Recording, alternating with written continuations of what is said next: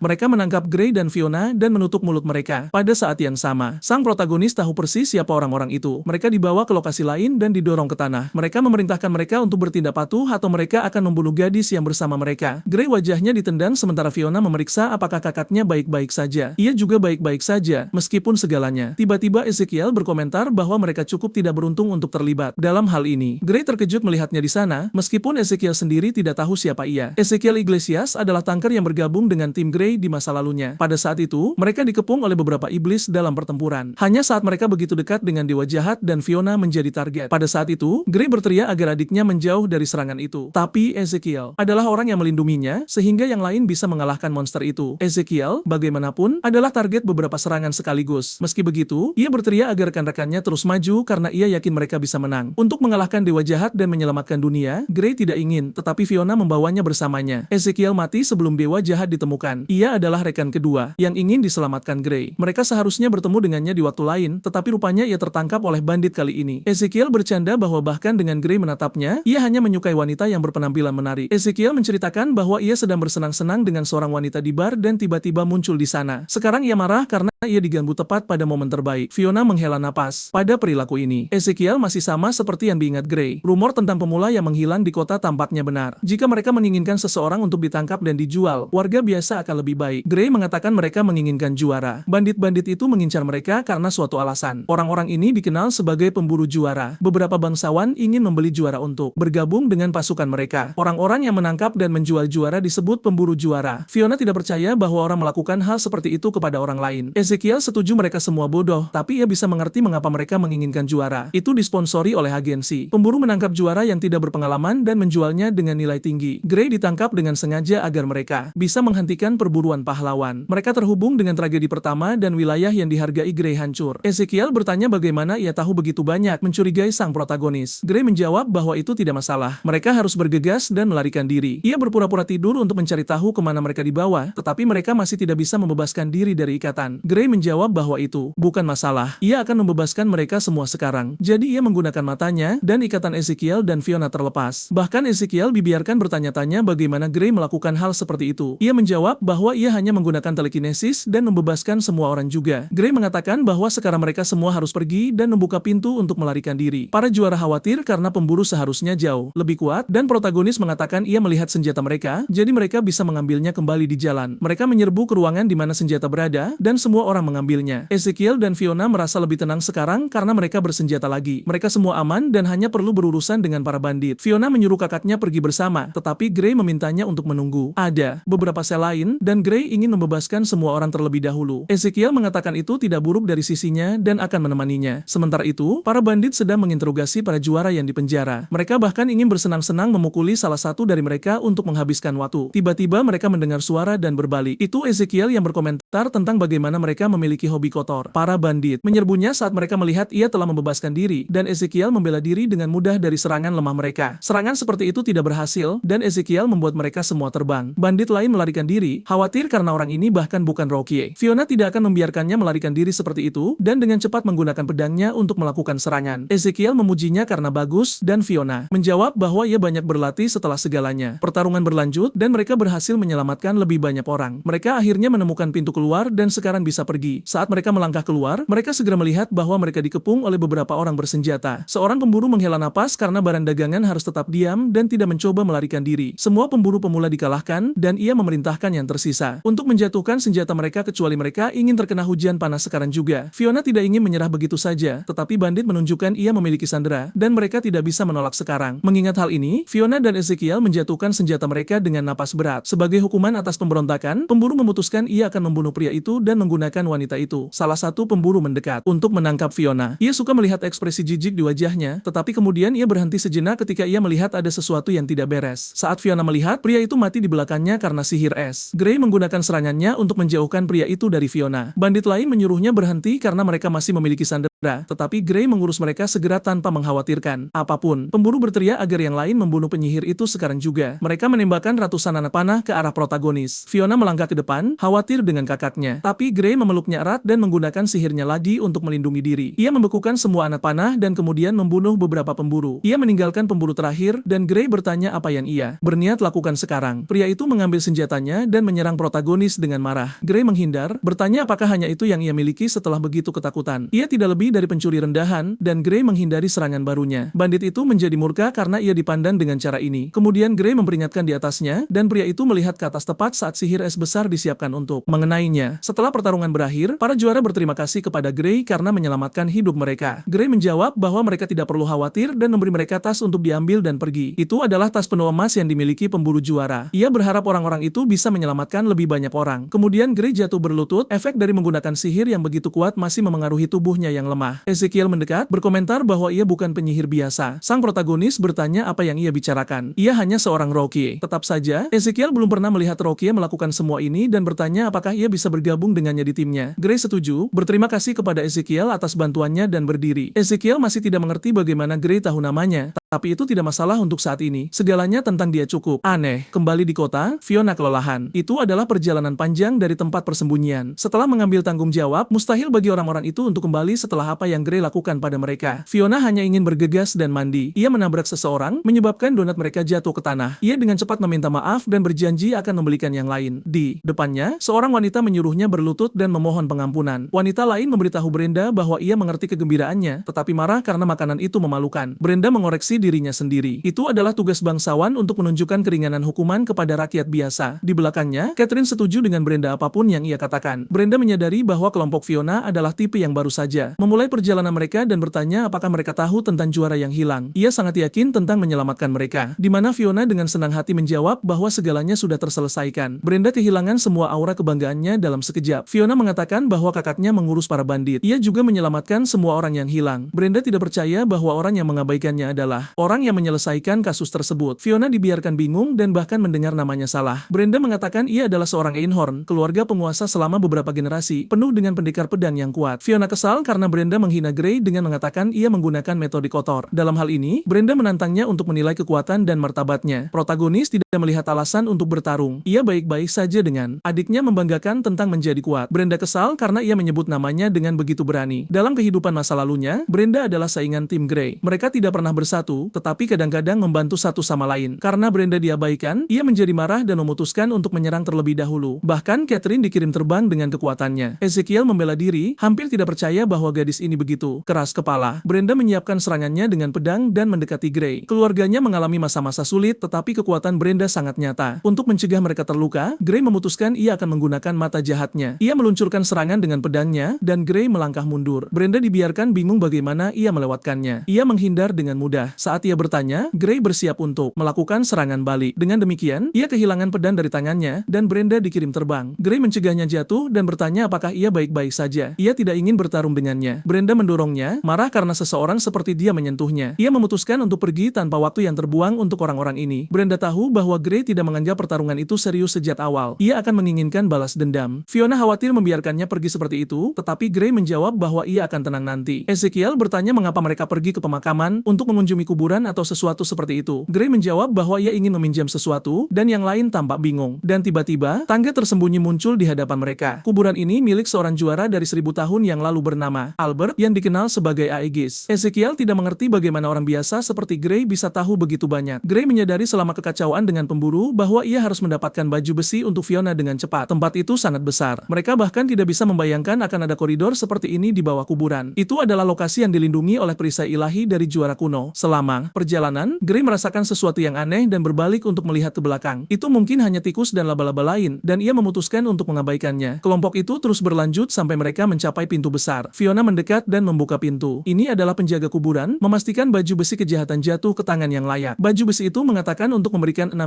cobaan dari agensi keselamatan. Fiona bertanya apa itu, dan apakah mereka memilikinya, dan Gray setuju. Mereka hanya harus mengambilnya dengan paksa. Mereka tidak punya waktu untuk bermain dengan penjaga sejak awal, dan dengan demikian protagonis memutuskan mereka akan mencuri baju besi itu. Baju besi itu marah karena manusia yang kurang ajar melanggar hukum. Gray lelah mendengarnya bicara, memprovokasi untuk menghukum mereka segera. Kemudian baju besi itu mulai bersiap untuk menyerang. Ia menarik pedang dan menyerangnya segera. Ezekiel membela Gray, bertanya apakah ia gila untuk memicu perkelahian seperti itu. Sang protagonis mengatakan mereka tidak akan mencuri, hanya meminjamnya sebentar. Fiona berteriak peringatan karena sesuatu ada di atasnya. Itu adalah sihir yang terbang lewat dan mengenai baju besi tepat sasaran. Kelompok Brenda muncul tepat pada waktunya setelah mengikuti mereka ke sana. Ia kesal karena sekali lagi Fiona salah menyebut nama belakangnya. Baju besi sang juara lebih cocok untuk bangsawan sepertinya. Itu akan menyelamatkan dunia dan menjadikannya ratu. Catherine khawatir apakah semuanya benar-benar baik-baik saja, dan Brenda tidak peduli. Ia memutuskan untuk menyerang baju besi itu, dan rekannya Jack mengikutinya. Stella terus merapalkan mantra penyembuhan untuk mereka. Catherine juga mulai memberikan bantuan dengan sihir api. Dengan demikian, tempat itu menjadi medan perang yang penuh dengan sihir dan pedang. Brenda membenturkan pedangnya dengan baju besi itu, dan Jack menemaninya untuk membelanya. Tidak butuh waktu lama sebelum Brenda terkena serangan dari baju besi, dan Stella dengan cepat datang membantu menggunakan sihir penyembuhannya. Brenda tertawa. Mereka tidak bisa menghentikan keluarga Einhorn dengan serangan seperti itu. Kerja tim mereka luar biasa. Brenda adalah pemimpin yang baik meskipun sombong, tetapi bahkan dengan mereka menjadi kelas tinggi, baju besi itu tidak akan menyerah. Sang protagonis berteriak agar Brenda berhati-hati karena sesuatu akan datang. Ia tertawa karena rakyat jelata mencoba memberinya perintah. Kemudian tiba-tiba, ia melihat baju besi di depannya menghilang. Ia berbalik, bertanya-tanya kemana perginya. Saat itulah mereka melihat baju besi itu melukai Stella dengan fatal. Brenda murka dan berbalik untuk bertarung melawannya, tetapi sekali lagi ia berteleportasi dan muncul di belakang pendekar pedang wanita itu dalam sekejap mata. Jack berteriak untuknya dan mencoba membantunya, tetapi serangan lain datang secara diam-diam.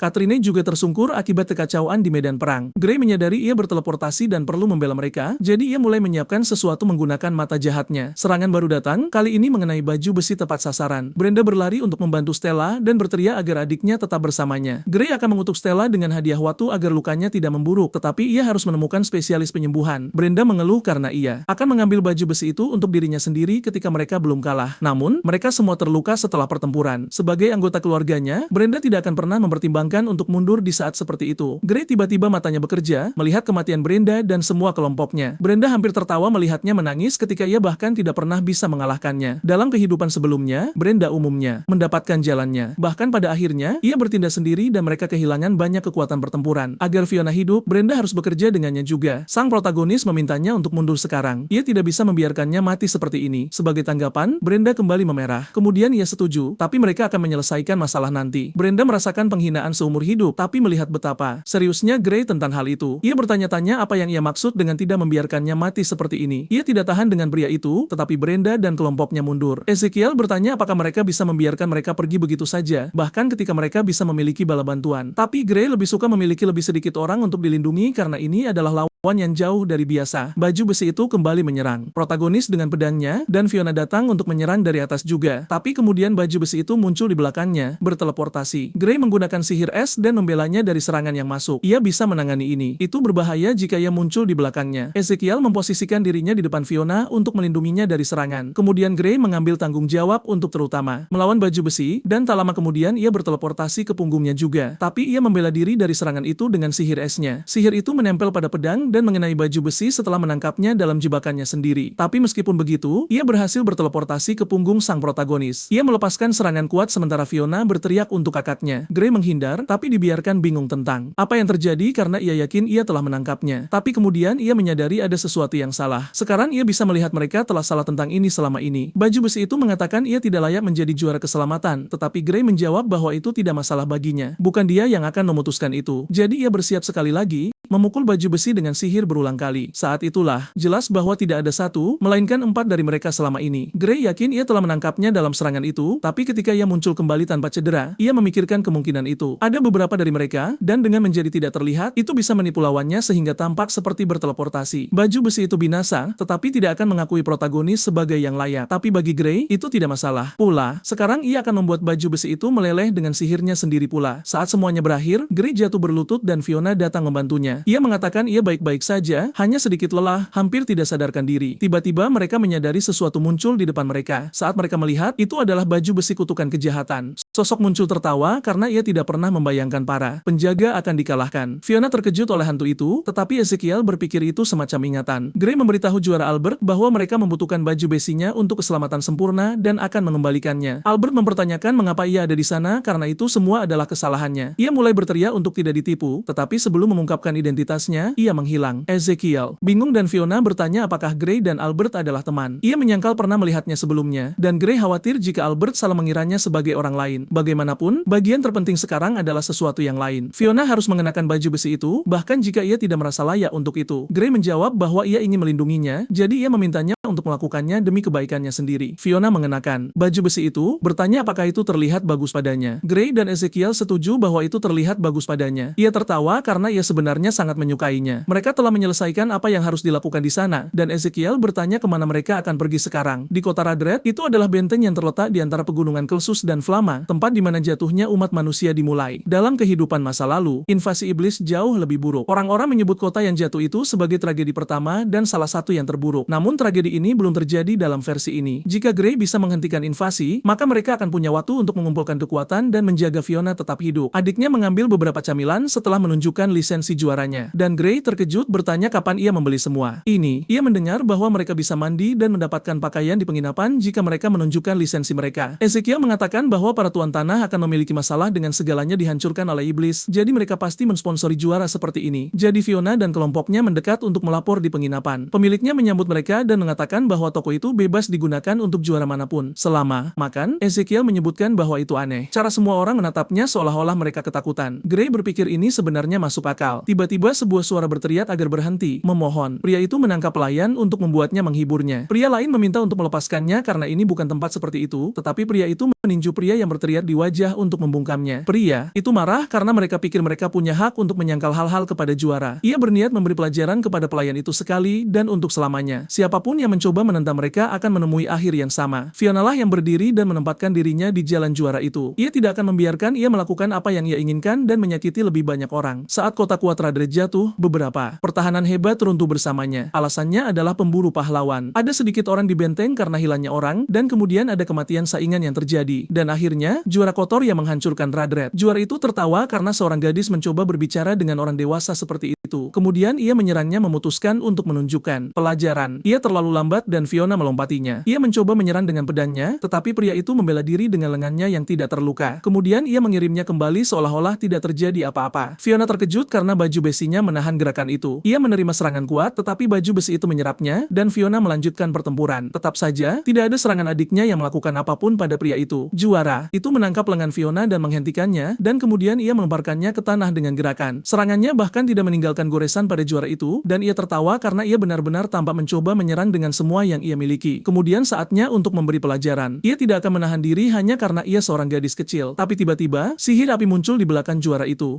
Gray lah yang maju membela Fiona, memperingatkan bahwa menyentuh Fiona berarti kematian. Sang juara itu pamer karena senjatanya adalah tubuhnya sendiri. Tidak ada yang bisa menggores kulitnya. Gray bertanya apakah ia ingin membuktikan apakah itu benar. Pria itu marah karena mereka meremehkan ketangguhan tubuhnya. Ia akan membuat Gray menyesal telah menghinanya seperti itu. Sang juara itu menyerang dan menciptakan kehancuran. Fiona berteriak memanggil namanya. Yang lain khawatir karena pria itu adalah monster, dan pastinya Gray sudah mati akibat serangan itu. Sang juara tertawa karena ia baru saja menemukan seseorang hingga menjadi debu dengan satu pukulan. Tepat di belakangnya, Gray bertanya ke arah mana pria itu sedang melihat. Pria itu mencoba melayangkan pukulan lain, namun Gray menghilang lagi. Kali ini ia memukul dan membuatnya terpelanting, lalu menyambungnya dengan beberapa pukulan beruntun. Gray menghancurkan dinding dengan pukulan terakhirnya. Sang juara berharap ini sudah cukup untuk menyatakan kemenangannya. Namun sekali lagi, Gray muncul di belakangnya, ingin tahu apakah pertarungan sudah berakhir. Sang juara bingung bagaimana pria itu bisa baik-baik saja setelah semua serangan tersebut. Ia menggunakan pertahanan rahasia penguatan tubuh besi. Setelah diprovokasi, pria itu kembali memutuskan untuk menyerang. Namun kali ini tinjunya berhenti di udara, membuatnya bingung dengan apa yang terjadi. Gray tertawa karena harus ada batas seberapa lamban seseorang bisa bergerak. Ada rantai yang menahan lengan pria itu sementara ia terus menyerang tanpa henti dengan sia-sia. Begitulah cara Gray menjebaknya dalam rantai mana miliknya. Tidak butuh waktu lama baginya untuk menyadari bahwa ia benar-benar tidak bisa bergerak sama sekali. Sang protagonis setuju bahwa dia harus berhati-hati. Rantai tersebut mengikat keberadaannya. Memaksa bergerak akan melukai jiwanya. Sekarang waktunya membayar dosa karena telah menyakiti orang-orang tak bersalah. Pria itu berteriak untuk berhenti berulang kali saat rantai semakin mengencang di sekelilingnya. Gray bertanya-tanya apakah itu mungkin karena ujiannya tidak memiliki batasan. Dia tidak berniat membunuhnya. Bagaimanapun juga, lagi pula, ia akan menjadikannya pesuruhnya. Ia harus memberitahu pemimpinnya untuk berhenti memangsa Rajret dan pergi. Segera setelah mereka membuang pria itu, Gray meminta maaf karena telah merusak toko dan akan membayar biaya perbaikannya. Namun pria itu terkejut. Ia dan pelayan toko mengucapkan selamat tinggal kepada para juara, berterima kasih atas bantuan mereka. Gray memberitahu kelompok itu bahwa kota tersebut sedang dikendalikan oleh pahlawan Georg. Ia menyalahgunakan diplomasi juara untuk mengendalikan orang melalui rasa takut. Ia berargumen bahwa ia akan melindungi kota dengan imbalan melakukan apapun yang ia mau, yang mana itu adalah kebohongan. Meskipun saat iblis menyerang, mereka akan mengambil uang dan melarikan diri. Ezekiel bertanya bagaimana ia bisa tahu begitu banyak, dan Gray menjawab bahwa ia memiliki sumber rahasia. Bagaimanapun, ia meninggalkan peringatan dan berharap mereka bisa menghabiskan malam di suatu tempat. Fiona, bagaimanapun, tanpa khawatir di belakang. Sementara itu, pemimpin kelompok mendengar pesan bahwa mereka diancam untuk pergi. Sang juara memberitahu Georg bahwa pria itu terlalu kuat. Salah satu dari mereka mengatakan bahwa juara inilah yang pasti bodoh karena tertipu seperti itu. Yang lain setuju karena ia belum pernah mendengar tentang gembala abu-abu seumur hidupnya. Yang ketiga setuju bahwa mereka harus membunuhnya untuk selamanya. Dua diantaranya bertarung karena satu orang mencampur zat sihir terlarang yang beracun. Akhirnya, Georg berteriak agar para idiot itu diam. Seseorang yang bodoh mencoba memerintahnya di kotanya sendiri. Hanya membunuh saja tidak cukup. Mereka harus menghabisinya dan menjadikannya contoh. Di penginapan, kelompok Gray sedang beristirahat. Fiona merasa ia tidak bisa melakukan apapun dengan tangannya sendiri, selalu gagal di luar kota. Ia akan menjadi beban jika terus seperti ini. Ia yakin akan hal itu. Gray muncul mengetahui bahwa adiknya pasti lelah dan mengatakan ia harus beristirahat. Ia belum berniat untuk tidur karena Gray akan menggunakan setiap waktu untuk menyempurnakan sihirnya. Kemudian Fiona menggodanya dengan menjentikan dahi Gray karena ia mengerutkan kening dan tampak tegang. Ia mencoba melakukan segalanya sendirian lagi. Jika ia mengkhawatirkan sesuatu, ia bisa membicarakannya. Fiona bertanya apakah ada masalah, dan Gray menghela napas menanggapi pengamatan cerdas Fiona. Ia perlu menghargai waktu sebanyak mungkin. Lagi pula, Gray tidak akan pernah bisa memulihkan waktu ini di kehidupan sebelumnya. Sementara itu, kelompok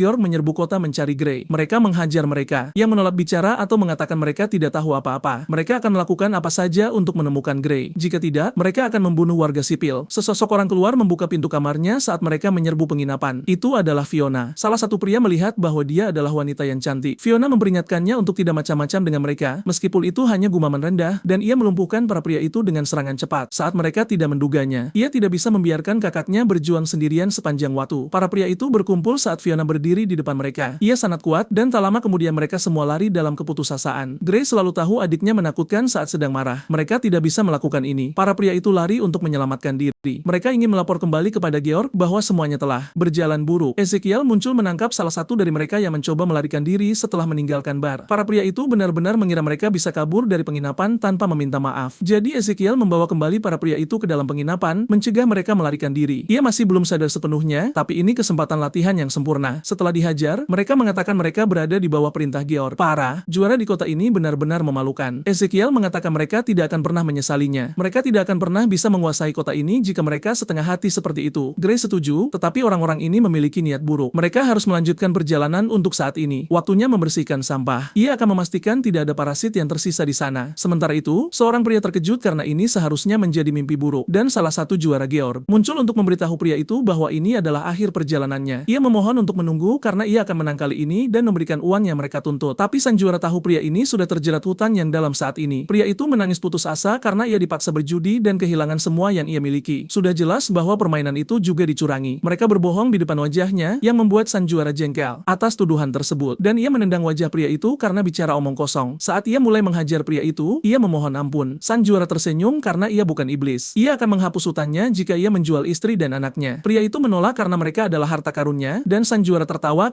karena mereka toh sudah melakukannya. Pria itu membeku sepenuhnya, kaget, dan sang juara menertawakannya karena istri dan anaknya bernilai uang yang cukup besar. Pria itu menjadi geram, dan sang juara menendangnya hingga terpental. Ia berniat menjualnya lain kali. Mereka akan mengurusnya dengan memberikannya kepada iblis pemakan daging manusia. Itu seharusnya bagus karena keluarganya toh sudah tidak ada. Kemudian ia menyerang pria itu selanjutnya, tapi Fiona melangkah di antara dia dan pria itu untuk bertahan dari serangan tersebut. Sang juara terkejut dengan gadis cantik itu, bertanya-tanya berapa harganya. Beberapa lainnya bersiap untuk bertarung karena mereka tahu Fiona adalah salah satu orang yang diinginkan Georg. Ezekiel memastikan mereka bertarung melawannya alih-alih berkumpul di sekelilingnya. Gray menyiapkan telekinesisnya untuk mulai bertarung juga. Serangan datang, dan dia, bersama Ezekiel, bersiap untuk menyelesaikan masalah ini. Fiona menghadapi sang juara yang memprovokasinya. Ia tidak ingin tahu tentang skema pria itu. Sang juara mengatakan kota itu milik gubernurnya. Mereka hanya memungut pajak dari mereka yang tinggal di sana. Mereka memang kuat, dan yang lainnya hanyalah orang lemah. Pria itu meluncurkan beberapa serangan beruntun ke arah Fiona. Ia bertahan. Pria itu cepat dan hampir tidak ada kesempatan untuk melakukan serangan balik. Sang juara tertawa bertanya apa yang terjadi dan apakah hanya itu yang ia miliki. Maka sekarang akan datang serangan anggunnya terhadap Fiona. Fiona terhempas dan Gray menoleh khawatir pada adiknya. Ia bangkit merespons bahwa ia baik-baik saja. Fiona ingin menunjukkan kepada kakaknya bahwa ia bukan beban. Ia bertanya-tanya bagaimana ia bisa mengalahkan si pengguna tombak meskipun sang juara merasa itu mulai membosankan. Ia meluncurkan beberapa serangan lagi ke arah Fiona yang ditangkisnya sambil mencari celah. Akhirnya, Fiona melihat kuda-kuda yang dipersiapkan pria itu untuk serangan terakhir. Itu kesempatannya. Ia bisa memanfaatkan keuntungan ini. Dan begitulah sang pengguna tombak meluncurkan serangan ke arah Fiona, dan ia memukul tombak pria itu dengan pedangnya, menembusnya dan mengejutkan sang juara. Dengan begitu mematahkan pedang dan tubuhnya menjadi dua bagian. Fiona berlutut saat pertempuran berakhir. Gray bertanya apakah ia baik-baik saja, dan Fiona bertanya apakah ia melakukan pekerjaan dengan baik. Ia setuju bahwa Fiona melakukannya dengan sangat baik. Dan dalam hal itu, Fiona bangkit memutuskan bahwa ia masih bisa terus bertarung. Pertarungan terakhir berbahaya karena ia tidak mengenakan zirah pelindungnya. Gray juga harus menjadi lebih kuat untuk melindunginya, bagaimanapun juga. Untuk beberapa alasan, ia tidak merasakan sakit dari kutukan itu menghilang. Sementara itu, juara Georg yang lain tertawa, tidak percaya ia memiliki begitu banyak persediaan makanan. Ada banyak barang berkualitas, dan mereka bisa menghasilkan uang jika menjual semuanya. Tiba-tiba, seorang penjaga memperingatkan sang juara bahwa ini adalah pasokan untuk keadaan darurat, tetapi ia membungkam pria itu dengan serangan karena tidak satupun dari hal itu penting baginya. Jika mereka lapar, mereka bisa memakan batu atau apapun itu. Sang juara tidak peduli dengan penduduk kota. Fiona mengatakan orang-orang ini benar-benar sampah, dan Ezekiel setuju meskipun pembersihan berjalan dengan baik. Para pria itu menyerbu ke arah mereka untuk bertarung karena mereka mengenali bahwa mereka adalah orang yang dicari Georg. Setelah dengan cepat menghabisi mereka, tibalah waktunya untuk menemukan juara ketiga. Mereka menuju ke bawah tanah di mana beberapa orang dipenjara untuk eksperimen. Ada beberapa orang kecanduan yang juga menginginkan lebih banyak zat sihir terlarang. Sang juara berjanji akan memberi lebih banyak. Sebagai imbalan, ia harus menyerahkan anak-anaknya jika punya. Sisanya harus mencuri. Dan mereka lari berjanji akan melakukan apa saja untuk mendapatkan lebih banyak zat sihir terlarang. Mereka semua adalah orang yang dimanfaatkan karena kecanduan mereka. Sang juara menikmati melihat orang-orang hancur. Ia akan menghabisi siapa saja yang memiliki kehidupan bahagia. Fiona muncul di sampingnya, menyebut mereka semua benar-benar sampah. Sang juara tertawa saat menyadari bahwa itu pasti tim terkenal di kota. Tapi tidak butuh waktu lama bagi Gray untuk membungkamnya dengan ledakan besar. Georg mendengar laporan bahwa pabrik zat sihir terlarang telah dibakar oleh Gray. Semua juara dikalahkan, dan ia sangat marah karena mereka melakukan hal seperti itu. Akhirnya, sang bos adalah satu-satunya yang tersisa untuk berurusan dengan orang-orang dari kota ini. Sebelum semuanya, mereka harus bertindak sebelum pria itu memutuskan untuk kabur. Ezekiel lelah dan menyarankan mereka bisa beristirahat dan melanjutkan melanjutkan keesokan harinya. Meskipun Gray mencoba menyangkalnya, Ezekiel menyeretnya dan membiarkan Fiona menjaga anak-anak. Ia memberitahu anak-anak bahwa semuanya akan baik-baik saja dan pihak berwenang akan segera tiba. Kemudian, para orang tua membawa anak-anak mereka dan semuanya terselesaikan dengan aman. Saat ia kembali ke penginapan, ia bertanya-tanya apakah Gray kembali ke kamarnya. Ia mendengar mereka mengatakan untuk tidak memberitahu Fiona. Ezekiel mengatakan bahwa keseimbangan mana di tubuh Gray benar-benar kacau. Jika ia terus memaksakan diri, ia akan menghancurkan meridian di tubuhnya dan mengakhiri hidupnya. Fiona tidak percaya Gray berusaha sekeras itu. Ia tahu batas kemampuannya dan selalu melatih tubuhnya untuk melampauinya. Jika mungkin untuk memiliki dunia di mana Fiona bahagia, nyawanya adalah harga yang murah. Georg adalah satu-satunya yang tersisa. Mereka harus segera mengurus ini. Secara paralel, para juara Georg mengatakan mereka harus mencuri dan lari secepat mungkin. Saat itulah Fiona muncul, mengejutkan para pria itu dan bertanya siapa dia. Saat itulah mereka mengenali bahwa ia adalah salah satu anggota kelompok Gray dan ketakutan. Ia dengan cepat menundukkan mereka saat mereka bersiap untuk membunuhnya. Ia tenang dan diam selama pertempuran. Ia tidak akan pernah membiarkan kakaknya pergi terlalu jauh dan menyakiti dirinya sendiri seperti itu lagi. Saat Fiona selesai, seseorang muncul mengatakan bahwa menyingkirkan sampah tidak berguna untuk seorang bocah sebenarnya bagus. Itu adalah Georg yang bertanya siapa yang berani mengacaukan kotanya. Ia tidak akan beristirahat sampai menghabisi mereka semua. Ia menyerangnya, bersiap untuk membunuhnya. Di masa lalu, Georg adalah pemenang turnamen besar tahun itu. Semua orang memujinya karena ilmu pedangnya dan karena mengalahkan penyihir keluarga Wallenstein. Semua orang merayakan, dan Georg bersumpah ia akan selalu memenuhi harapan semua orang. Dan sekarang ia geram untuk menumbangkan masing-masing dari mereka yang mengacaukan kotanya. Ia menyerang Fiona, yang bertahan dengan susah payah,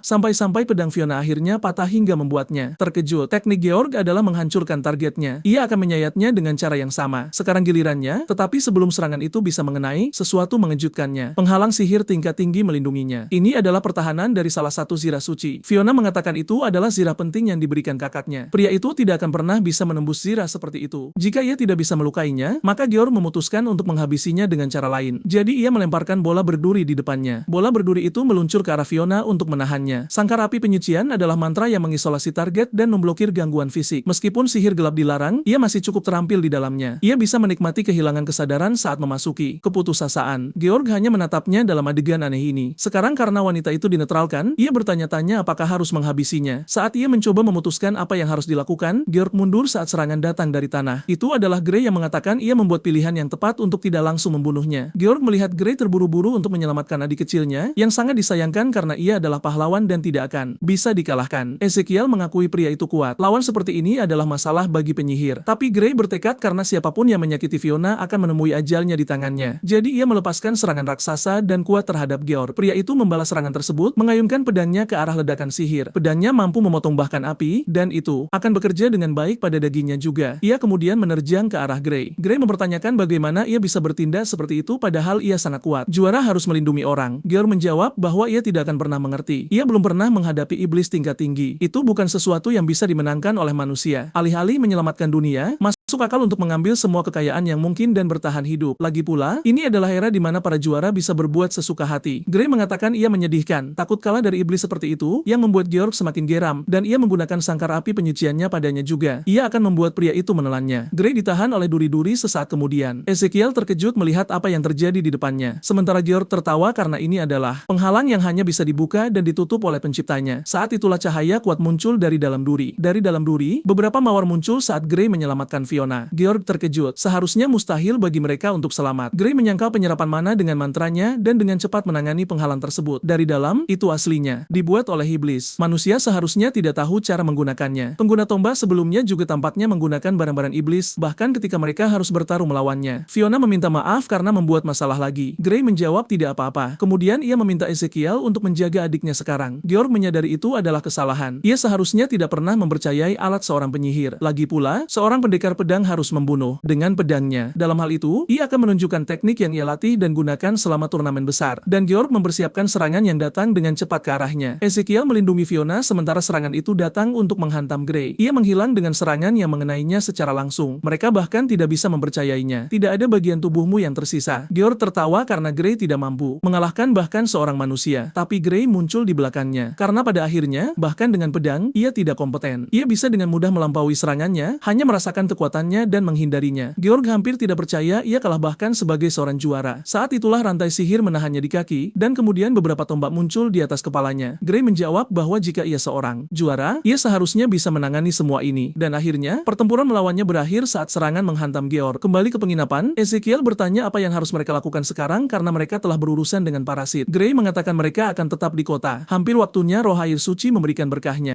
Fiona bersemangat karena ia belum pernah melihat roh sebelumnya. Tiba-tiba, seseorang mengetuk pintu, meskipun sudah sangat larut. Di luar, 3 orang berdiri. Pria itu memperkenalkan diri sebagai penguasa Radred, Orlando Grayskull, dan putranya, Haynes Grayskull. Gray dan kelompoknya juga memperkenalkan diri kepada penguasa kota. Orlando datang segera setelah mendengar bahwa Georg dikalahkan dan ingin memberikan hadiah. Di dalam peti, terdapat koin emas dalam jumlah yang tak terhitung. Gray mempertanyakan apa sebenarnya ini semua. Orlando dan Haynes memohon ampun karena jika itu tidak cukup, mereka bisa memberi lebih banyak. Gray menjawab bahwa mereka tidak akan memeras mereka. Ia hanya bisa menggunakan uang itu untuk rakyatnya sendiri. Hal ini mengejutkan penguasa maupun putranya. Haynes berterima kasih kepada Gray karena mereka sangat berterima kasih. Mereka hampir tidak bisa bertahan hidup tanpa seseorang untuk menghentikan Georg. Karena mereka membunuh neneknya, mereka terpaksa memejamkan mata terhadap semua yang terjadi. Gray senang mendengar bahwa mereka bersedia melakukan sejauh itu, dan ada sesuatu yang sebenarnya ia inginkan. Sebagai permulaan, ia ingin tahu apakah ia bisa mendapatkan beberapa karyawan dari Serikat Akademi. Ia kemudian disajikan dengan formula yang dimulai dengan ekstrak rumput halma. Membuat mantra tersebut, ekstra itu akan bertindak sebagai katalis dan menarik banyak mana dari batu jahat. Dan jika ia bisa mengkristalkan mana setelahnya, dengan demikian mereka bisa mencapai pemulihan mana yang sangat kuat. Orang-orang Serikat tidak pernah percaya hal seperti itu mungkin terjadi. Pemulihan semurni itu, rumput halma dan batu jahat, melimpah di pegunungan Flama. Mereka bisa memproduksi dan menjualnya. Haynes mengatakan ia bisa menyerahkannya di tangan mereka. Ia memiliki serikat pedagang yang akan bekerja sama untuk menjual. Fiona mengira batu-batu itu indah. Bahkan Ezekiel terkesan dan bertanya di mana ia mempelajari ini. Gray menjawab bahwa ia telah banyak bereksperimen sendiri. Meskipun ia telah meneliti banyak tentang menghidupkan kembali Fiona. Dan itu termasuk reaksi seperti ini. Haynes bertanya apakah ia tidak akan mengunjungi rumah mereka sekarang. Mereka akan menyiapkan perjamuan untuk pahlawan hebat yang menyelamatkan kota. Gray menjawab bahwa mereka akan tinggal sebentar, tetapi ia akan berjalan-jalan di sekitar kota untuk melihat apakah ada anak buah Georg yang masih berkeliaran. Ketika Fiona bersikeras, ia mengajaknya. Ezekiel memutuskan untuk keluar untuk menemui seseorang. Fiona tahu ia pasti akan keluar untuk menggoda wanita lain. Ia berharap Gray tidak akan pernah seperti itu. Dan di jalan, ia menabrak seseorang. Gadis itu jatuh meminta maaf karena ia tidak memperhatikan jalannya. Gray membungkuk untuk membantu dan meminta maaf karena ia juga tidak melihatnya. Saat itulah ia terkejut saat melihatnya. Gadis itu menciut mundur meminta maaf. Tapi tiba-tiba, Gray memintanya untuk menemaninya karena ia membutuhkannya. Dan gadis itu terkejut dengan kata-katanya. Bahkan Fiona terkejut karena ia pikir kakaknya tidak akan pernah menjadi pria seperti itu. Gadis itu mundur, tidak mengerti apa yang diinginkan Gray darinya. Ia menjawab bahwa ia akan menyesal tetap di tempat ia berada. Ia perlu menyingkirkan mereka sebelum melakukan kejahatan serius. Gadis itu adalah Sasha Flores, mantan penyembuh timnya. Pada titik ini, Sasha adalah tawanan dan dikirim oleh kenalan kelompok yang disebut Rival Killers yang melenyapkan juara lainnya. Sasha dipaksa bekerja untuk mereka. Banyak orang meninggal dan tangannya berlumuran darah. Ketika Gray membebaskan Sasha dari orang-orang itu di masa lalu, pikirannya sudah hancur. Ia memikul banyak rasa bersalah, tidak mampu bertarung pada akhirnya, dan meninggal. Tapi sekarang Gray memiliki kesempatan untuk menyelamatkannya selama Sasha berada di sisinya. Fiona tidak menyembunyikan keterkejutannya karena ia tahu nama lengkapnya. Sasha mengatakan bahwa jika ia lari, ia akan berakhir dibunuh. Tapi Gray meyakinkannya bahwa ia akan melindunginya. Fiona tidak mengerti mengapa ia bertindak seperti ini dengan seseorang yang baru saja ia temui. Kemudian Sasha meminta maaf dan lari karena ia tidak bisa melakukan ini. Gray ditinggalkan, khawatir, dan kemudian ia melihat cara adiknya menatapnya dengan menghakimi. Ia tidak berpikir ia adalah seniman penggoda, dan Gray bingung. Sementara itu, Sasha bertanya-tanya siapa pria itu. Ia melihat menembus dirinya, bahkan tanpa tahu alasannya. Sepertinya bukan kali pertama mereka bertemu. Saat itulah tiba-tiba ia merasakan sakit di dadanya. Untuk beberapa alasan, Sasha melihat wajah Gray menangis. Ia terus bertanya-tanya apa itu, mungkin semacam ilusi. Tiba-tiba, suara muncul setelah akhirnya menemukannya. Mereka adalah pria-pria yang mengatakan bahwa jika ia kehilangan pekerjaannya, ia harus kembali selamanya. Ia meminta maaf karena memahami posisi dirinya. Salah satu pria bertanya di mana mereka akan berburu lain kali. Yang lain mengatakan bahwa kuil roh air akan lebih baik. Beberapa juara akan muncul. Yang ketiga bersemangat tentang mengubah kuil menjadi neraka di bumi. Sasha tidak ingin membantu mereka atau menjadi pembunuh. Ia ingin menjadi juara dan membantu orang lain. Ia bertanya-tanya apakah Gray benar-benar bisa membantunya. Dan ia mulai meminta maaf dan ragu dalam pikirannya. Saat itulah mereka mencengkeramnya di leher dan membuatnya berhenti bicara segera. Sang juara tidak menyukai tatapan di matanya, seperti anjing menggigit tangan pemiliknya. Tidak perlu baginya untuk berpikir. Ia tidak lebih dari pengganti ramuan. Atau mungkin ia hanya ingin mati seperti tim sebelumnya. Kemudian ia melemparnya ke tanah sesaat setelahnya. Juara lain mulai menendang Sasha karena berani berbalik melawan. Mereka seperti itu. Yang ketiga mengatakan bahwa bahwa anjing kotor harus mengikuti perintah pemiliknya. Dan begitulah ia mulai meminta maaf karena memiliki keberanian seperti itu. Secara paralel, sejumlah besar emas diserahkan kepada Gray. Haynes menyarankan menggunakan itu untuk membangun rumah bagi mereka di kota. Tapi ia menolak. Mereka akan menggunakannya untuk memperbaiki benteng dan menyiapkan kota. Haynes bingung mengapa mereka harus menggunakan uang untuk memberi hadiah kepada Gray. Dan ia menjawab bahwa uang tidak akan ada nilainya jika dunia berakhir. Kelangsungan hidup kota lebih penting. Semua orang emosional karena Gray adalah juara terbaik bagi mereka. Haynes tersentuh. Sesuai keinginan, mereka akan melindungi kota. Ia bisa menyerahkannya di tangan mereka karena melindungi orang adalah tugas seorang penguasa. Gray merasa kota itu memiliki penguasa yang baik. Haynes akan menjadi pewaris yang baik di masa depan. Saat mereka merayakan, Fiona terkesan dengan kakaknya. Tapi segalanya terjadi sangat cepat dan ia mulai ketakutan. Ia diselamatkan lagi oleh Gray, bahkan ketika ia selalu melindunginya beberapa waktu lalu. Dan bertanya-tanya kapan tepatnya ia tumbuh dewasa dan meninggalkannya. Mungkin ia pikir Fiona benar-benar tidak berguna sekarang. Jadi ia menarik diri, tampak sedih. Gray melihat ini dan mencoba memanggilnya, tapi mereka memanggil namanya lebih dulu. Mereka ingin mendiskusikan cara memperkuat kota dan akan menggunakan waktu mereka. Gray melihat adiknya tampak tidak sehat, tetapi memutuskan untuk menyarankan penggunaan senjata dan tentara untuk memperkuat kota. Haynes mengatakan bahwa ayahnya menyerahkannya untuk mengurus pertahanan dan akan melakukan segalanya. Gray berkomentar bahwa mereka mempercayainya, tetapi Haynes berpikir itu nepotisme. Itu tidak ada bandingannya dengan Gray. Gray melihat Haynes jauh dari sifat penguasa sombong lainnya. Ia juga ingin memperkuat tembok dan para pria setuju. Mereka masih punya sedikit waktu sampai serangan iblis. Mereka harus bersiap sebanyak mungkin. Untuk menghadapi dewa jahat, mereka membutuhkan restu dari roh-roh besar. Waktu roh air besar sudah dekat. Mereka akhirnya akan menemukan Sasha dan kelompoknya. Dalam skenario terbaik, mereka akan memecahkan dua masalah sekaligus. Gray menarik diri, meninggalkan segalanya di tangan Haynes. Ia pergi mencari adiknya dan tiba-tiba mendengar jeritan. Itu Fiona yang sedang berlatih dengan pedang. Ia ingin menjadi lebih kuat. Ia tidak bisa menjadi beban bagi kakaknya. Gray mendekat saat ia menemukannya. Dan ia bertanya apakah ia pikir ia tidak berguna. Dan ia bertanya balik apa maksudnya. Fiona merasa ia memakan tempat. Ia lemah dan tidak bisa melakukan apapun sendirian. Kemudian Gray mendekat, mengatakan bahwa ia kuat dan tahu itu lebih dari siapapun. Ia selalu menyelamatkannya. Sekarang gilirannya untuk melindunginya. Gray memiliki keyakinan padanya dan memintanya untuk tidak pernah mengatakan hal seperti itu. Fiona berterima kasih atas kata-katanya dan tiba-tiba seseorang memanggil Gray. Itu Haynes yang datang untuk memperingatkan bahwa makan malam akan segera siap. Fiona masih ingin berlatih dan Gray berkomentar bahwa Ezekiel seharusnya sedang minum di bar terdekat yang aneh. Dan Haynes menyebutkan bahwa sejak kota dibebaskan, ia tampaknya tidak pergi ke bar manapun. Secara paralel, di beberapa tempat lain, Georg dirantai. Seseorang masuk dan menyapa Georg yang sudah bangun. Itu Ezekiel yang bertanya bagaimana keadaannya. Georg mengeluh karena ia sudah di sana selama berhari-hari. Dan Ezekiel mengatakan mengejutkan ia masih bisa bicara. Ezekiel tahu bahwa Georg seharusnya masih memiliki beberapa pria di kota. Georg bertanya apa sebenarnya yang ia pikirkan. Mereka tahu mereka berhubungan dengan iblis melalui alat-alat mereka dan aktivitas sihir terlarang. Singkatnya, Ezekiel menyimpulkan bahwa ada pengkhianat di kota dan ingin tahu siapa itu. Tapi Georg menolak untuk mengatakan siapa orang itu. Ia hampir tidak sabar menunggu hari ia akan membunuh mereka semua. Dan Ezekiel meninjunya tepat. Baik Gray maupun Fiona tidak tahu ia ada di sana. Dan ia menyadari lebih baik mendapatkan informasi dengan cepat. Georg tertawa karena ia hanya berpura-pura menjadi juara normal. Cara mendapatkan informasi ini berbeda dari yang lain. Dan bahkan dengan dia dipukul berkali-kali, Georg tersenyum karena ia tidak berniat mengatakan apapun. Dan Ezekiel bertanya-tanya bagaimana ia bisa begitu percaya diri. Segera mereka akan menghabisi semua orang dan penduduk kota akan tercabik-cabik. Georg hampir tidak sabar menunggu pertumpahan darah yang akan datang. Kemudian, di kuil air, banyak juara berkumpul. Sangat penting bagi perjalanan keselamatan untuk mendapatkan restu roh besar. Kuil itu berada di bawah danau agar orang tidak bisa menyerbu. Pendeta akan melakukan upacara untuk menghapus segel. Segera Brenda dan kelompoknya juga muncul, dan Stella bahkan mengomentari sesuatu jahat meskipun ia menyamarkannya. Fiona melambai pada Brenda, yang lagi-lagi salah mengucapkan nama belakangnya, dan itu hampir tampak disengaja. Ia menunjuk Gray dengan jengkel. Ia gagal terakhir kali dan berhutang, tapi kali ini akan berbeda. Jack bersorak untuk Brenda, dan ia terbata-bata bahwa ia tidak ingin perhatiannya. Membingungkan Gray. Bagaimanapun, ia ingin maju dan menerima berkah terlebih dahulu. Brenda tidak tampak buruk, jadi Ezekiel menyarankan membiarkannya melakukan apa yang ia inginkan. Namun, baik Gray maupun Ezekiel memperhatikan kelompok pembunuh saingan. Mereka berada di antara orang-orang dan juara yang berkumpul lainnya. Suara muncul meminta izin untuk lewat, dan Gray berbalik. Itu Sasha yang muncul dan terkejut dikenali. Gray mengulurkan tangannya, tapi lagi-lagi Sasha dipanggil oleh kelompoknya. Pria itu berjanji akan membunuhnya jika tidak, dan ia terbata-bata saat bergabung dengan mereka. Ia meminta maaf karena karena terlambat dan melewati kelompok itu. Gray memberitahu kelompoknya bahwa gadis itu adalah tawanan. Mereka mempertahankan sikap mengerikan dan membunuh lawan untuk memonopoli kemuliaan pahlawan. Mereka membunuh tim lama Sasha dan memaksanya untuk menyembuhkan luka mereka tanpa henti. Lagi, Gray menolak memberitahu Ezekiel dari mana ia mendapatkan informasinya. Tapi Gray bisa tahu bahwa Ezekiel mulai mencurigainya karena tahu begitu banyak. Tiba-tiba, suara berteriak bahwa ia idiot. Fiona berbalik terkejut saat kelompok itu menghantam Sasha di depan semua orang. Ia tahu ia bertindak terlalu jauh dan ingin menghentikan mereka. Tetapi Gray menahannya karena upacara akan dimulai. Lebih baik menunggu kesempatan terbaik untuk menyelesaikan ini. Kemudian pendeta melakukan upacara untuk membuat kuil muncul. Semuanya bergetar dan jalan muncul dari air. Gerbang dibuka. Ada sejumlah terbatas berkah dan tentu saja ini membuat para juara bergegas ke kuil. Fiona terkesan dengan betapa indahnya kuil itu. Gray memintanya untuk tidak membiarkan kewaspadaannya turun karena itu bukan tempat wisata. Tiba-tiba, Fiona terkejut dengan apa yang dilihatnya. Monster sedang mencengkeram salah satu juara. Roh-roh di sana akan menguji siapa yang layak mendapatkan berkah. Mereka tidak bisa mati di sana. Kelompok Sasha juga masuk ke dalam kuil. Itu tempat yang bagus penuh titik buta. Mereka akan bersembunyi dan memasang jebakan. Yang lain akan mengurus. Sisanya, menunggu di bagian dalam kuil untuk membunuh juara yang sampai ke akhir. Orang-orang ini seharusnya kuat dan bertanya-tanya apakah Sasha akan mampu membunuh mereka. Mereka akan lelah dari jebakan dan pertempuran. Itu akan menjadi kesempatan bagus. Sasha tidak ingin membunuh siapapun dan tidak mampu. Ia hanya penyembuh. Tapi tetap saja, ia di sana membantu orang jahat. Ia ingat Gray. Mengatakan ia akan menyesal tetap di tempat ia berada. Salah satu juara mendorongnya untuk berhenti diam saja dan melakukan sesuatu yang berguna. Ia meminta maaf dan ia tahu ia akan menyesali semua ini. Tapi Sasha pikir ia terlalu lemah untuk melakukan apapun sendirian. Akhirnya, ruangan berhenti dipenuhi begitu banyak monster. Sekelompok juara menemukan tempat itu aman, tetapi kuil itu sendiri adalah kegilaan. Itu tampak mereka yang pertama sampai di sana. Karena mereka di depan, mereka bisa istirahat untuk mengatur napas. Tapi kemudian salah satu dari mereka diserang dan segera yang lain di tim terkejut. Salah satu dari kelompok menembakkan serangan saat ia melihat dari mana ancaman itu berasal. Kemudian ia lengah saat serangan itu datang dari belakangnya. Segera, penyembuh mencoba menyembuhkan dan menjadi target berikutnya oleh kelompok pembunuh. Mereka menghela napas karena juara tidak berguna di luar pertempuran langsung. Satu orang yang masih hidup bertanya mengapa mereka melakukan ini dan rambutnya ditarik. Sang juara akan membuatnya menjerit sekarang dengan serangan berikutnya. Tapi tiba-tiba, sihir es ditembakkan ke arahnya, menghentikannya. Itu Gray yang muncul. Untuk mencegah itu berlanjut lebih lama. Sang juara menyuruhnya berhenti menghalangi kesenangannya. Penyembuh masih bisa bergerak dan memerintahkan untuk menyembuhkan teman-temannya sekarang. Dan sang juara menjadi jengkel dengan Gray karena memprovokasinya seperti ini. Tiba-tiba, ia menghilang dan Gray memperingatkan bahwa jika pembunuh sampai di belakangnya, itu akan berakhir. Pembunuh tertawa karena ia bahkan tidak bisa menghindari serangannya dan masih ceroboh. Ia memutuskan untuk memulai dengan menyerang Gray dari belakang. Tapi tiba-tiba, mantra muncul di bawahnya yang membuatnya terlihat. Tiba-tiba, semua orang menjadi tidak bisa melihat apapun dan sang juara melihat bahwa Gray membutakan semua orang dengan sihirnya, bahkan teman-temannya. Ia memutuskan untuk berhati-hati dengan langkahnya dan cara ia bernapas sehingga tidak terlihat. Tapi kemudian Gray menemukannya, melacaknya melalui mana alih-alih suara. Saat mereka bisa melihat lagi, juara pertama sudah dikalahkan. Kelompok yang diserang berterima kasih atas bantuannya, bahkan menjadi saingan di dalam. Gray mengatakan mereka menghadapi musuh yang sama, yaitu dewa jahat dan tidak lebih. Berkah hanya untuk mereka yang pantas, bukan untuk mereka yang terburu-buru. Dan pendeta hanya mengatakan hal-hal itu untuk membuat semua orang cemas. Ezekiel menyadari bahwa Gray percaya diri dengan informasi rahasia dari agen tersebut. Bagaimanapun, kelompok yang diserang berhasil pergi dengan selamat dan hidup. Gray mengatakan mereka harus terus maju. Masih ada lebih banyak pembunuh di depan. Secara paralel, Brenda sedang membunuh monster dengan pedangnya. Semua orang memuji kekuatannya yang mengesankan dan ia pamer. Tes seperti itu adalah permainan anak-anak bagi seseorang dari keluarga Einhorn. Tiba-tiba, seseorang mengatakan mereka tampak layak untuk dibunuh. Itu salah satu pembunuh. Ia tidak akan pernah puas, tidak peduli berapa banyak yang ia bunuh. Brenda mempertanyakan apakah ia bagian dari tes atau semacamnya. Dan ia menolak karena tujuannya adalah hanya untuk menyingkirkan mereka yang menghalangi jalannya. Ia bisa melihat ia tipe yang melenyapkan saingannya di depannya. Dalam hal itu, Brenda bisa melihat daya tariknya dan menyerangnya selanjutnya. Ia berkomentar bahwa itu pedang yang bagus untuk gadis kecil. Tapi kemudian sesuatu menempel pada pedang Brenda dan ia bertanya-tanya perasaan apa itu. Ia menjadi lebih lemah. Kemudian tiba-tiba, ia jatuh ke tanah. Jack berlari membantu Brenda selanjutnya, tapi terhempas sesaat setelahnya. Ia jatuh dan menjatuhkan Catherine sebagai konsekuensi. Stella berteriak memanggil teman-temannya tanpa bahkan melihat apa yang datang dari belakangnya. Lagi, ia diserang dari belakang. Brenda mempertanyakan trik kotor apa yang ia gunakan, dan ia bertanya balik apakah hal semacam itu bahkan ada di medan perang. Saat Brenda mengira ia akan mati, tiba-tiba Gray datang untuk menyelamatkannya. Sang juara bertanya apakah ia benar-benar akan mencuri mangsanya, dan Gray meminta maaf karena mengganggunya. Tapi ia penting baginya, dan Brenda segera terpengaruh oleh kata-katanya. Gray berteriak pada Ezekiel untuk membawa orang-orang itu ke tempat aman. Fiona akan menjaga malam, dan Gray memintanya untuk menunggu karena pedang terkutuknya berbahaya. Itu bisa menguras vitalitasnya jika ia menyentuh pedang, dan Fiona memutuskan ia akan menghindari setiap serangan. Sang juara bertanya bagaimana ia bisa tahu semua ini dan menyerang Fiona, yang menghindari setiap serangan yang datang selanjutnya. Frustrasi, ia bersiap untuk membunuh Fiona begitu ia mendekat. Tapi Fiona menghindarinya lagi dan menembusnya dengan pedangnya. Ia merayakan karena ia menjatuhkan salah satu pembunuh, dan Gray setuju, meskipun itu justru yang mengkhawatirkannya. Bakatnya begitu besar sehingga itu sebuah tragedi. Pada tingkat ini, itu bisa berakhir dengan pengulangan. Brenda mengatakan ia tidak harus menyelamatkannya karena mereka akan menang pada akhirnya, dan Gray setuju. Fiona membalas bahwa ia tidak tahu berterima kasih, dan Brenda terbata-bata bahwa ia tidak ingin bantuan. Jika ia mati dalam keadaan seperti itu, yang tidak bermartabat, ia tidak akan pernah menemukan pemimpinnya di neraka. Tiba-tiba, sang juara berdiri berbicara dengan pedang Camulafar miliknya untuk membebaskan vitalitas yang dicuri dan membiarkan mereka semua mati bersama. Dan entah dari mana, pria itu mengaktifkan semacam bom untuk membawa semua orang bersamanya. Fiona mendorong Gray agar ia berakhir jauh dari ledakan, tapi ia berakhir jatuh saat tanah retak. Gray mengulurkan tangan, tapi Fiona sudah jatuh dan itu sudah terlambat. Ia mulai jatuh, tahu bahwa pada tingkat ini ia akan mati. Tapi tiba-tiba, sayap muncul. Itu sayap dari Zirah yang membuatnya tetap aman saat ia mencapai tanah. Itu jatuh yang panjang, tapi setidaknya ia baik-baik saja. Fiona khawatir apakah yang lain baik-baik saja, tapi mengenal Gray, mereka seharusnya baik-baik saja. Mereka mungkin akan masuk lebih dalam ke kuil, dan ia seharusnya bisa menemukan mereka nanti. Di jalan, Fiona menemukan ruangan yang sangat indah. Itu berbeda dari sisa kuil, mungkin tempat roh agung air tinggal. Ia hampir tidak sabar untuk menemukan Sasha di sana. Sasha terluka di wajahnya dan tampak ketakutan pada Fiona. Ia memperkenalkan diri sebagai adik Gray, dan Sasha memintanya untuk lari. Pemimpin berencana membunuh semua orang di sana. Ia pergi untuk memeriksa yang lain, tapi akan kembali segera. Fiona tahu kakaknya mengatakan kebenaran. Ia harus menyelamatkan Sasha. Ia mengatakan mereka harus kabur. Ia tidak bisa tinggal dengan timnya dan berjanji untuk melindunginya. Fiona tahu Sasha adalah penyembuh dan bisa mencoba menyembuhkan diri sendiri. Tapi ia merespons bahwa itu akan sia-sia. Itu hanya masalah waktu, sebelum ia terluka lagi. Yang menggerakkan Fiona adalah mendengar kata-kata depresifnya, dan ia melangkah lebih dekat untuk memeluknya. Ia pasti sudah terbiasa terluka, dan ia akan kehilangan pandangan segalanya jika terus seperti ini. Sasha menjawab bahwa mungkin tidak melihat lebih baik daripada ini. Ia ingat Gray saat ia dianiaya di desa. Fiona bertekad untuk tidak meninggalkannya. Dan begitulah, ia menarik tangannya untuk pergi, meskipun Sasha tidak berpikir itu ide yang bagus. Tetap saja, sudah lama sejak ia merasakan sentuhan lembut dan hangat. Saat itulah pemimpin tim muncul, bertanya kemana ia pikir ia membawa anjingnya. Sepertinya ia perlu pelajaran, dan jadi ia pergi menyerang Sasha. Ia membeku di tempat, tapi Fiona menangani serangan itu dengan pedangnya. Ia mematahkan roh dengan satu gerakan. Ia tidak selemah yang dikira sang pemimpin. Fiona menjawab bahwa tidak ada juara yang akan menyakiti teman mereka seperti itu. Ini membuatnya tertawa, bertanya apakah ia tahu mengapa ia memilih kuil roh. Karena ia pengguna roh, kekuatannya bahkan lebih besar di sana. Beberapa roh dipanggil dan dikirim ke arah Fiona, tapi ia tidak takut mengayunkan pedangnya terhadap mereka sampai ia akhirnya digigit oleh salah satu dari mereka di sepanjang jalan. Ia dikepung dan sang pemimpin tertawa karena ia menjadi makanan anjing. Tapi cahaya muncul dari antara roh-roh itu segera setelah ia mengatakan itu. Sayap jebakannya membuat Fiona terbang menjauh dan melampaui roh-roh itu. Mereka mengejarnya, tapi ia bertekad untuk menghabisi pemanggilnya terlebih dahulu, yang merupakan pilihan bagus, tapi sangat bodoh menurut pendapat sang pemimpin. Ia berhenti, terkejut, dan tiba-tiba sesuatu muncul di bawah kakinya. Roh besar muncul untuk menelan Sasha, yang tepat di belakangnya. Anjing yang tidak tahu berterima kasih yang mencoba kabur layak dihukum. Sebagai penyembuh, ia akan selamat jika separuh tubuhnya terkoyak. Sang pemimpin kejam dan hanya mendengarkan Sasha memohon ampun, tapi ia menolak untuk memaafkannya bahkan pada titik itu. Saat Sasha menyakiti dirinya sendiri, Fiona melompat untuk mencoba menyelamatkannya. Ia berhasil memukul mata monster itu, yang sedang bersiap untuk menyerangnya juga, tapi sebelum itu terjadi, beberapa penghalang membelanya sesudahnya. Sang pemimpin tahu itu kekuatan relik suci, yang cukup mengesankan. Namun, itu tidak sempurna. Ia berhasil menghancurkan penghalang berikutnya dengan asam. Jadi, Fiona tertangkap oleh rohnya sesudahnya. Sasha menjerit segera setelah ia melihatnya berhenti di dalam mulut monster, tapi ia tidak menyerah dan mulai keluar dari dalamnya menggunakan pedangnya. Sasha memohon padanya untuk lari dan melupakannya, dan ia menolak karena ia berjanji ia akan, meskipun Sasha tidak mengerti mengapa ia akan pergi. Sejauh itu untuknya, Fiona mengatakan bahwa menyelamatkan orang dari masalah adalah hal alami baginya seperti bernapas. Dan begitulah, Sasha ingat bahwa inilah jenis juara yang selalu ia inginkan. Juara ideal yang ia aspirasikan persis seperti Fiona. Sang pemimpin tidak menyerah. Tidak peduli seberapa banyak ia melawan, ia akan terus menyerang. Bagi Fiona, masih penting untuk menyelamatkan dunia, terutama untuk menyelamatkan sebanyak mungkin orang. Monster datang dari belakang dan menjatuhkannya. Sang pemimpin mengejek cita-cita bodohnya karena berpikir mereka benar-benar bisa melakukan apapun. Kali ini ia akan puas mematahkan tulang-tulangnya sebelum mengakhiri hidupnya, dan ia akan membuat Sasha melihat semuanya agar ia tidak pernah berani menantangnya lagi. Ia memohon padanya untuk membiarkan Fiona sendiri. Berjanji ia tidak akan menantangnya lagi, dan sang pemimpin menolak lagi. Ia perlu melihat apa yang terjadi pada mereka yang menolak mematuhi kata-katanya. Tidak butuh waktu lama bagi serangan untuk datang dan menghabisi roh-roh itu. Saat mereka berbalik, yang mengejutkan 0 orang yang datang menyelamatkan adalah Gray. Sang pemimpin terhibur dengan ide membuat kakaknya menonton kematian adiknya. Tapi kemudian mata Gray aktif dan monster yang menahan Fiona dihancurkan sesudahnya. Ia baik-baik saja, senang melihat kakaknya juga baik-baik saja. Sang pemimpin bersiap untuk menyerang lagi, geram untuk membunuh semua orang di sana. Gray tidak berniat menahan diri. Orang-orang yang menyakiti orang lain tidak layak mendapat pemakaman. Bukan berarti sang pemimpin berpikir kata teman masuk akal baginya. Tetap saja, roh-roh mereka dihancurkan satu demi satu. Serangannya adalah kesalahan, tidak peduli berapa banyak roh yang ia kalahkan. Gray mengincar pemanggilnya juga, dan begitulah serangannya mencapainya sesudahnya. Sasha hanya menonton adegan ini dan melihat bahwa ia menuntut untuk disembuhkan. Ia setuju untuk menyembuhkan, tapi suara membuatnya berhenti sebelum melakukannya. Itu Gray bertanya apakah ia benar-benar ingin melakukan itu. Tidak ada yang akan berubah jika ia menyembuhkannya, baik situasinya maupun dirinya sendiri. Tetap saja, ia ragu-ragu. Sang pemimpin berteriak bahwa ia tidak punya pilihan. Ia sampah tidak berguna yang hanya berdiri sementara timnya mati. Gray tidak setuju karena ia lebih kuat dari yang ia kira. Ia adalah penyembuh terbaik di antara para juara. Oleh karena itu, ia bisa melangkah maju. Jika ia melakukannya, itu akan menuntun kemanapun ia ingin pergi. Ia merasa emosional memikirkan bagaimana ia bisa menyelamatkan dunia. Sang pemimpin mempertanyakan mengapa ia mendengarkannya. Sepertinya ia belum cukup menghukumnya. Kemudian ia mengirim roh untuk menyerangnya, tapi itu hancur berkeping-keping saat Fiona datang menyelamatkannya, meyakinkannya bahwa semuanya akan baik-baik saja karena mereka menjaganya. Setelah itu, Sasha menjadi lebih bertekad untuk melakukan sesuatu. Ia menyiapkan tongkatnya untuk merapal mantra penyembuhan, dan sang pemimpin merasa lega melihat bahwa ia memang siap menggunakan sihir padanya, tapi ia menggunakannya pada Fiona karena Sasha tidak akan lagi membantu para penjahat. Pada saat itu, sang pemimpin memanggil roh terjelek di dunia dan melemparkannya ke arah mereka. Gray mendekat, mengatakan bahwa Sasha melakukannya dengan sangat baik sekarang. Ia kuat, dan ia mengatakan ini sambil menciptakan penghalang untuk bertahan dari serangan. Melawan itu sia-sia. Sang pemimpin bertekad untuk membunuh mereka semua. Itu tidak masuk akal. Kekayaan dan kemuliaan tidak punya tujuan jika seseorang sendirian. Mereka tidak tahu apa-apa. Teman-teman mereka akan segera tiba dan menghabisi mereka. Gray menjawab bahwa mereka telah membunuh semuanya sejak lama. Ini membuatnya benar-benar terkejut karena ia yang terakhir tersisa. Mereka yang menolak bekerja untuk keselamatan tidak punya tempat di dunia yang akan Gray ciptakan. Sasha secara mental meminta maaf kepada kelompoknya karena balas dendam atas kematian mereka memakan waktu begitu lama, tapi ia akan berusaha dan mengikuti orang yang menyelamatkannya itu. Kemudian, Ezekiel mengatakan ia menyelamatkan para juara yang ia temui di sepanjang jalan, tapi mereka tidak bisa melakukan banyak hal. Sebelumnya, Fiona berpikir mereka di ruang roh dan Gray menunjukkan itu sesuatu yang lain. Tempat itu berubah segera setelah ia menyentuh air mancur dan roh agung air muncul di hadapan mereka. Ia mengatakan mereka telah lulus beberapa tes dan mengakui mereka sebagai juara yang cocok. Ia meningkatkan kapasitas Sasha untuk merapal mantra penyembuhan. Ia akan memberikan prajurit itu kekuatan fisik. Seorang pahlawan kepada Ezekiel. Zira Fiona akan menerima bahkan lebih banyak bagian kekuatan aslinya dan Gray bermaksud untuk menerima mantra air, tapi ia menjawab bahwa itu sesuatu yang sudah ia tahu. Roh itu bingung karena tidak ada yang akan tahu sihir seperti itu tanpa melewati kuil. Gray merespons bahwa ia lebih suka meningkatkan pemulihan mananya. Ia membalas bahwa itu aturan baginya untuk menerima sihir, dan Gray menghela napas karena ia sama kaku seperti yang ia ingat. Dan ia memintanya untuk mendengar permintaannya, mengucapkan kata-kata dalam bahasa Latin yang menakutkan roh itu. Dan tiba-tiba, penghalang air mendorong Gray menjauh dari kelompoknya. Roh Agung bertanya bagaimana ia bisa tahu kata-kata seperti itu. Dua ini disampaikan kepada Kaisar Meropasto yang menyelamatkan dunia, tapi dunia ini belum diselamatkan. Gray menjawab bahwa Roh Agung harus melakukan pekerjaan mereka dalam memberikan berkah. Apa yang ia lakukan sekarang bertentangan dengan aturan. Akhirnya, ia memutuskan untuk menyampaikan kepadanya rahasia air, sumber energi. Kekuatan hidupnya akan sekuat air musim semi, dan Gray merasakan kelelahan tubuhnya menghilang. Saat Gray muncul dari penjara air, ia memberitahu Fiona bahwa ia baik-baik saja. Roh itu mengatakan ia akan mengawasi Gray karena ia melanggar aturan dan akan mengawasinya. Akhirnya, seluruh kelompok meninggalkan kuil, dan Gray bertanya kepada Sasha apakah ia tidak berniat bergabung dengan kelompok mereka. Ia setuju. Jika mereka pandai menerimanya, ia ingin bergabung. Ezekiel senang karena memiliki penyembuh akan menjadi bantuan besar. Fiona memeluknya, semua senang karena mereka akan memiliki anggota lain di kelompok. Ia mengatakan mereka bisa makan sesuatu di suatu tempat dan pergi berbelanja bersama. Gray mengatakan ia akan keluar untuk memeriksa benteng kota, dan Ezekiel mengatakan ia akan memperluas undangan untuk nongkrong juga. Fiona membiarkan mereka pergi karena ia bisa menghabiskan waktu dengan Sasha. Mereka berjalan pergi. Saat itu juga, Haynes muncul, dan Gray bertanya bagaimana keadaan berjalan. Bahan-bahan tiba dan sedang dipersiapkan, tapi mereka masih tidak bisa menemukan cukup pengrajin. Iblis menyerang ke utara, dan mereka harus fokus pada sisi itu. Haynes setuju untuk melakukan seperti yang diperintahkan. Ezekiel bertanya bagaimana Gray akan tahu ini, dan ia menjawab, itu hanya intuisi. Jumlah juara dan tentara bayaran menumpuk dengan tentara, tapi Gray berpikir pengalaman lebih baik daripada kuantitas. Banyak yang pemula di sana. Ezekiel berakhir menjadi penanggung jawab pelatihan mereka. Haynes mengatakan bahwa Gray luar biasa. Ia baik hati, tenang, dan selalu memikirkan orang lain. Sang protagonis tidak berniat menjadi penguasa. Ia hanya baik-baik saja mempertahankan kota. Haynes bermaksud melakukan yang terbaik untuk menjadi pemimpin yang sangat baik. Meskipun ia tidak sepenuhnya dapat diandalkan. Grey berpikir ia bisa menjadi penguasa yang baik. Hampir waktunya untuk tragedi, dan ia tidak boleh gagal kali ini. Secara paralel, Georg telah terperangkap selama ini. Pintu terbuka dan Georg siap meminta untuk dikeluarkan dari sana karena yang muncul bukan Ezekiel kali ini, tapi Heinz. Ia meminta maaf karena ia butuh waktu jauh lebih lama daripada yang diperlukan untuk mengetahui di mana. Begitulah keadaannya. Georg hanya ingin makan, mandi, dan mendambakan seorang wanita untuk memuaskan nafsunya. Namun tak lama kemudian, sebuah luka brutal mendarat di tubuhnya dari Heinz. Ia bahkan tak percaya bahwa dirinya dikhianati tepat setelah baru saja dibebaskan. Semua itu karena Georg tak lagi berguna. Jadi ia harus memastikan pria itu tak akan pernah bisa bicara lagi. Sesuai prediksi Grey, iblis akan menyerbu saat fajar. Para prajurit merasa cemas karena mereka dipersiapkan di tengah malam. Hal ini karena Grey sebelumnya mengatakan bahwa matahari akan terbit di tengah malam. Tiba-tiba, mereka menuju ke cakrawala saat sebuah cahaya muncul. Matahari terbit di tengah malam sesuai dugaan, atau lebih tepatnya, itu bukanlah matahari, melainkan lingkaran sihir pemanggil raksasa. Seekor naga muncul dengan seorang iblis yang menungganginya. Ia mulai berbicara dalam bahasa yang tidak diketahui, dan lusinan lingkaran sihir pun menyelimuti seluruh area di sekitar kota. Sejumlah monster yang sangat besar mulai bermunculan dari lingkaran tersebut. Ada naga, kerangka hidup, dan segala macam iblis yang tak terbayangkan. Para prajurit mengumumkan kedatangan mereka dengan putus asa. Grey berkata inilah saatnya. Semua pasukan harus menangkis serangan dalam formasi sesuai latihan. Para juara akan fokus pada monster yang lebih besar, dan semua orang pun bersiap. Brenda hadir di sana sebagai kebanggaan keluarga dan tidak mungkin memiliki hutang budi pada seorang rakyat jelata. Kelompoknya datang untuk membantu. Mereka bisa melakukan yang terbaik dengan bersembunyi di balik punggungnya. Mereka semua sudah siap. Kini, Grey bersiap untuk menghadapi para monster. Iblis itu mendengar bahwa pertahanannya lemah dan hanya ada sedikit prajurit. Ia memerintahkan pasukannya untuk maju dan melenyapkan keberadaan manusia. Dengan demikian, pihak manusia pun mulai melancarkan serangan balasan. Mereka harus tetap waspada karena monster yang lebih besar sedang dalam perjalanan. Mantra-mantra dilepaskan, begitu pula dengan anak panah. Mereka bersiap untuk terus menyerang dengan minyak panas saat para monster memanjat benteng. Para monster dibuat kebingungan dengan apa yang terjadi karena informasi yang mereka terima salah. Mereka pun memutuskan untuk menghancurkan dinding dan menerobos masuk. Dan Brenda ada di sana untuk menghabisi mereka semua yang berpikir bisa menghancurkan kota ini. Fiona mendampinginya, begitu pula dengan Ezekiel dan Sasha yang datang untuk menyembuhkan prajurit yang terluka. Salah satu monster berhasil memanjat dinding dan ukurannya begitu besar hingga mereka hampir tak punya waktu untuk bertahan. Grey mengaktifkan mata iblisnya pada saat itu. Ia menembakkan mantra api yang begitu kuat hingga membuat monster itu terlempar jauh. Semuanya berjalan dengan lancar berkat berkah dari Roh Agung. Grey tidak merasa selelah sebelumnya. Tidak seperti saat pertama kali, namun matanya tak berhenti terasa sakit. Di kehidupan sebelumnya, Red jatuh tanpa perlawanan. Pada akhirnya, Grey curiga ada seorang pengkhianat di dalam kota yang menyebabkan semua ini terjadi. Laporan sampai ke telinga Orlando dan Heinz tak lama kemudian. Mereka berhasil memukul mundur serangan pertama, tetapi dinding benteng akhirnya hancur. Orlando berkata mereka juga harus turun ke medan perang, dan Heinz mengingatkannya bahwa seorang raja tidak boleh melakukan hal itu. Ia akan mempertaruhkan dirinya dalam bahaya. Namun, Orlando menolak untuk meninggalkan seseorang yang telah menyelamatkan nyawa mereka. Ia mempercayai Heinz untuk menyerahkan kendali kota ke tangannya. Dengan demikian, Orlando memutuskan untuk memimpin prajuritnya demi mempertahankan kota. Saat itulah tiba-tiba Orlando diserang dari belakang secara tak terduga. Heinz mengatakan bahwa ayahnya sungguh menyedihkan. Ia ingin membunuhnya di saat terakhir, tetapi sang ayah bersikeras mencuri kesenangannya. Ia bertanya bagaimana rasanya mati di tangan anaknya sendiri. Orang-orang tertegun tak mengerti apa yang baru saja dilakukan Heinz terhadap raja mereka secara tiba-tiba, namun Heinz membalas bahwa mereka semua terlalu lambat dan mulai merapalkan mantra iblis. Lingkaran sihir merasuki para prajurit yang sedang ketakutan. Meskipun mereka berteriak minta tolong, mereka semua lengah dan terjebak oleh para monster. Begitulah menurut Heinz seharusnya seorang penguasa sejati bertindak. Video kita berakhir di sini. Jika kalian menyukainya, tinggalkan tanda suka. Sampai jumpa di kesempatan berikutnya. Dah.